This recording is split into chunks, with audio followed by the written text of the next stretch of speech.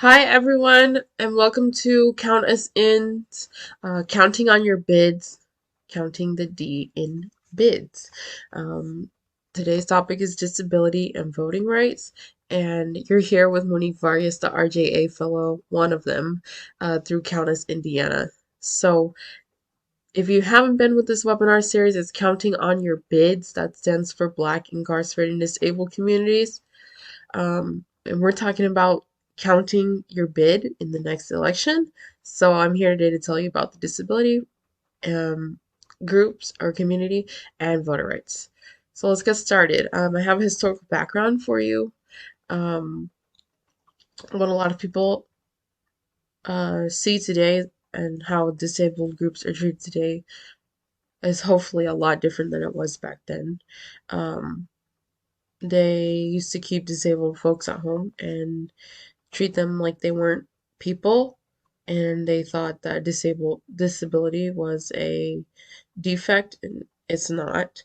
So it wasn't until after the 70s that disabled communities started becoming more recognized and more part of the larger group at hand. There's one legislation piece that gave the civil rights to to the disability voter rights, and that was the American Disabilities Act of 1984. And so while more rights were given to disabled groups, um, their rights are still considered to be under attack a lot of times, especially in voting. And the reason that would be is because of issues that happen with inaccessible voting places or precincts. And so I wrote an example for you that, like before HAVA came out, which we'll talk about in the next slide, but before that came out, um, people who had impaired vision couldn't get braille ballots, and so they'd have to rely on someone verbally consenting to choose the person that they want, that the visual impaired would want. Um, and that makes it difficult for everyone. So them getting a red ballot is very helpful. So now I'm going to tell you about HAVA, which is the Help America Vote Act of 2002. So it's a bill that made it necessary to make polling places accessible. So that meant at all precincts there have to be at least one poll that's accessible to someone that is physically disabled. Um, people, as well as making sure people with mobility issues could go into the polling place.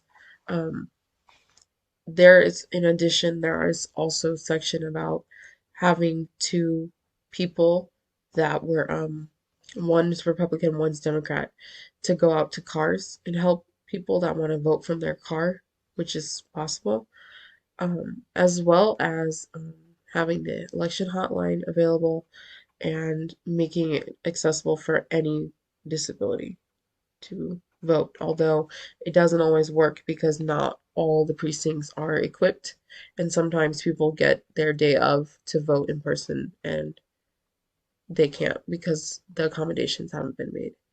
So the same example has been offered as before, that the visually impaired can get a braille ballot and that it offers more privacy because they can read and mark what they want.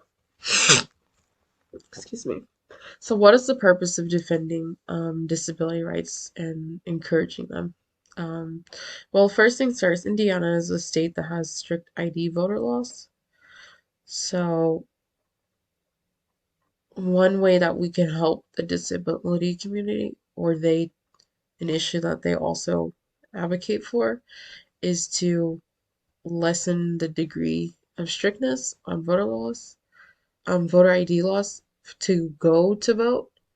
Um, because a lot of the disabled groups cannot, um, like they cannot obtain an ID. So there was a time where, in addition to that, there was a time where disabled people were considered subhuman, and so we should always defend and encourage disability rights, because if they already aren't meeting up to that standard due to their marginalized status, then that means that technically they're still subhuman. And so we want to make sure that we're pushing for them to have their rights. And having civil rights protect their vote is important. And why is that? Because 50% of adults in Indiana are disabled. So 50, that's half the adult population. So if we don't make accommodations for everyone, then are we really expanding the ballot box?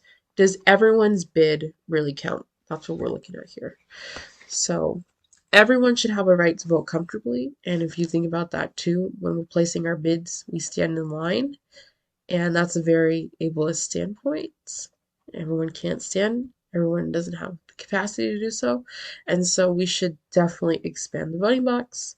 And we're going to talk about different ways that voting can be accessible that I found. Um, so one is space, and that just means like at the precinct, there needs to be a ballot box that is accessible to people that might use a wheelchair or need extra equipment to come in and vote. And Hava only made it to where there's only one that needs to be in a precinct, but we could push for more and change those rules and make it two, inside of a precinct or polling place. Support. You're supposed to support the disability. We're putting the D, we're counting on the D. So when I say that, we both encourage and support and we advocate for the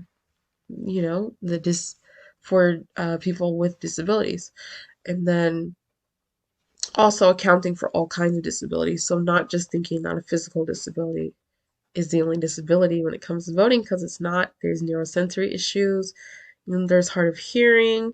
So there's a few different kinds of disabilities, and these are some small ways, but big ways that we make voting accessible. And I also have a slide for you about what our legislators do to make them accessible. They passed HABA in 2002, but that was a long time ago, and that was at the federal level. So our legislators in Indiana aren't really doing too much, at least from what I saw. They do, the basics. Everyone has a right to vote. Disabled people also have a right to vote. But basically, it's up to us to make change and do things like this and tell people about the disability community and the Black community, voter rights. So, um, and why did I say that? I said that because the ACLU and other sources that I have on my last slide have reported that Indiana made it harder to vote in the 2020 election, and voter turnout was really low. So if we could expand the ballot box to the disabled community, we could get more votes, and it doesn't matter for who. It's just that they deserve the right to vote too. Um, and then I have to make one more additional comment and say, and I don't, because I didn't want people to think that I forgot this, but disabled communities have been politically active for years. They advocate for themselves. There's different groups, um, like the Americans with Disability um, groups, and so they advocate for themselves. And that's why I'm telling them again and you that they should count on their bids in the next election. 2022, it's municipal. Only 23% people showed up for that in the last municipal election, which was 2019. So, one of the last slides we're going to do is why do we count on them to vote? And so we count on the disability community because one, they had a lower election turnout by about 2% less than the people that weren't disabled. If they vote, we should see the structural change, and maybe we'll see funds get reallocated to help their communities. They are one of the most marginalized groups in society that cuts across all social statuses. And if we do small things that may seem radical to our legislators, then we can change those issues, such as, expanding the ballot to disabled groups of people. And even though it seems radical, it's not. And we just keep getting what we want as voters if we expand that. And the last thing I have for you is a slide on playing bingo. This is a quick rundown of it and just about how you should join me. It starts after this presentation. Hopefully the bingo will be linked or embedded in under the YouTube video. Basically, it's a Google Doc. You can follow the directions that's on the card, on the second page of the card, and then you can do as much bingo as you can for the next 7 days after April 30th. And then on May 7th, 2021, which is that Friday, then you can share your bingo card with me by that day, and whoever wins or does the best bingo, you could possibly get a $25 gift card. So I look forward to that. I thank you so much for listening on my presentation on disability and voter rights in Indiana, and I look forward to hearing from you all. Bye bye.